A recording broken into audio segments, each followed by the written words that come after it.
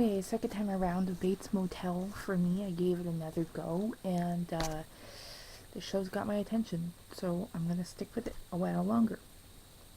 So this is just kind of a, a review recap of the second episode. I'm just kind of looking at my notes here. It's what I'd call a very curious show. I like curious, and I love shows about small towns. There's something too perfect about small towns that makes them weird, twisted, you know. I love the small town of Adena City in the Fringe episode, where all the people were kind of deformed and stuff because they were becoming, merging with both sides, each person from the other universes. Sorry for getting tongue-tied there. And I love the town in Persons Unknown. That town was just awesome. I'm not plugging the show, but the town was great. So I like this town on Bates Motel, and it's really starting to get some personality to it. Toward the beginning of the episode, one of the annoying teenage girls, I'm not going to mention her name because I don't care, because I hate these teenagers. Her father, she's traumatized by her father being burned alive and crashing his car. Horrible yet funny. I'm sorry, but I hate those teenagers. So far, the only tolerable teenager besides Norman is a sickly, quirky Emma DeCoy, who is a new study partner and seems to be taking a romantic interest in him. In the first episode, Norman finds a small notebook in one of the motel rooms, which there are drawings, kind of a manga style, featuring a young girl who was captured with some disturbing images, and Emma finds the book and borrows it and becomes interested in it and is on a quest to find out the truth of the story behind this book. Now, she finds out that it's about Asian girls who were forced into prostitution, and some were killed and they were buried near their town. And her interest in the story is kind of weird. I was like, why are you interested in this? She just kind of had a strange interest in it. But, because she seemed too excited about it. Maybe it's just because she wants justice for the girls and wants to prove that it really happened. It's odd, and yet it adds another mystery to the storyline, although I don't really know how it relates to the rest of the story, but we'll see. The two, Norman and Emma, go on a short adventure through the woods to find the area that the drawing showed, and they find that it exists, but then they come upon a couple pot fields, and some rednecks see them and come after them with guns and chase them. And that was just kind of a funny, stupid scene to me because Emma's got cystic fibrosis, right? So she's got this problem where she can't breathe very well. She's got an oxygen tank on her back. When she was walking through the woods, she was breathless and could barely breathe. As she's running through the woods, she doesn't seem that bad. So, again, is this an adrenaline thing or what? I don't know. I just thought that was kind of funny. Even more so is the fact that these redneck guys are chasing them with guns. They're not shooting. And when they get in the car, kids jump in the car, they're right there with the guns, and they did nothing. Why didn't they shoot at the car? Why didn't they shoot at the windows or the tires, even at the kids? They did absolutely nothing.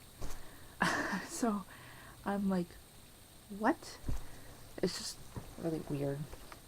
Anyway, so in this episode enters Dylan, half-brother of Norman, who has an estranged relationship with his mother, whom he refers to as Norma, and later we see affectionately as Whore on his cell phone contacts.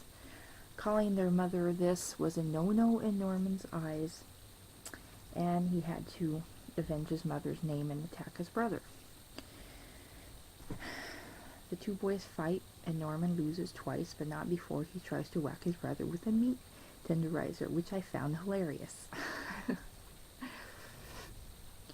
Dylan holds his own and puts Norman in his place for now, but for how long? And I wasn't sure about Dylan, but as the episode went on, my sympathies were played upon. He's deemed as the screw-up of the family, and his mother hates him. She told him to his face. It sounds like they had a tough life in the Bates house. It wasn't peachy keen, had money problems. Father, I'm kind of confused about the relationships, but the father and mother thing, they seem like they fought a lot. Probably some abuse going on there. But, he obviously knows what his mother is capable of. And he suspects her of something, he suspects her of murder. Now, the sexual tension between Norman and his mother is disturbing, creepy, and just wrong. At times, Norma appears to be an overprotective, doting mother who wants the best for her son. And Norman is a mama's boy, he's very protective of his mom. But there are strong innuendos that suggest that the relationship goes deeper. This makes sense, given the hate his late mother in the Psychos movies had for any woman that Norman was interested in, and she called them whores and influenced him to get rid of them. So it makes sense. So Norma freaks out when her son has a girl come over to study. She gives her the 3rd degree, asks Emma about her cystic fibrosis and what her life expectancy was, which I found rude and funny at the same time. And then later Norman freaks out and doesn't want his mom going to the town festival to meet Officer Zach Shelby. Obviously, these two have issues. Talk about your incestuous codependent relationship. So Sheriff Romero is on to Norma and suspects something about the missing person. I forgot his name. I tried to find it, but couldn't. But he's on to her, and he knows something's fishy there. But I believe Norma's distracting our dear strapping young Officer Shelby by making herself appear innocent and attractive and taking the attention off her investigation. Tricky Norma. Upon her conversation with Officer Shelby during the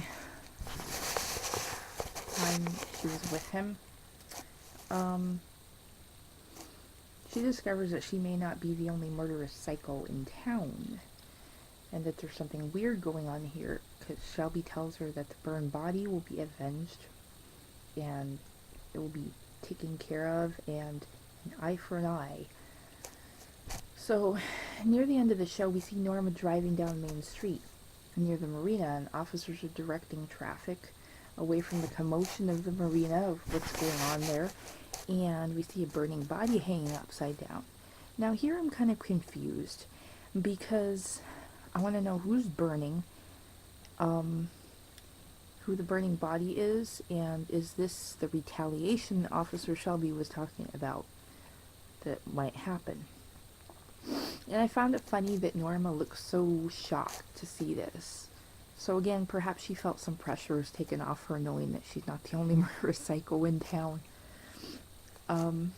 Yeah, so that is all I have for now. Like I said, it kept my attention, and I am going to give it another go again. I really think they are starting to really build the characters, and they have a good base for why Norman was the way he was, and I think they're going to start developing that more as the show goes on. And yet they have these other mysteries going on, which kind of makes it, interesting. And so I just wanted to share a few more Get Glue comments. Thanks, guys, to who you are. I'm not going to mention names again. Although it is a social network, and if I did, it wouldn't really matter, but some people don't like that, so I'm just going to say, and if you hear your comment, you know who you are, and thank you. You're cool. So, one person said, honestly, I don't get how some of you aren't feeling the show. I love it. We get to see it all. We get to see where it all started. The sick and twisted beginning. That's awesome. It's funny. And as a response to that, I wasn't sure if I was feeling it in the beginning myself, but I'm starting to come around. Norma uses a Swiffer I smell endorsement. I thought that one was funny. Who cries in a strip club? It's supposed to be a happy, magical place. Where's that Disney World? I thought that one was hilarious because there's a scene where a guy's really upset about the one who got burned and he's crying in a strip club. It's so weird and creepy, but I like to get in their minds. Crazy and sick mother. Yeah, crazy and sick mother. That's a good word for it. So, yeah, that is it for now. So I might do a third review. I'm not sure yet, but had fun doing these two, and I really enjoy reading everyone's comments on Get Glue, and we will see what the show has for us. Thanks for watching.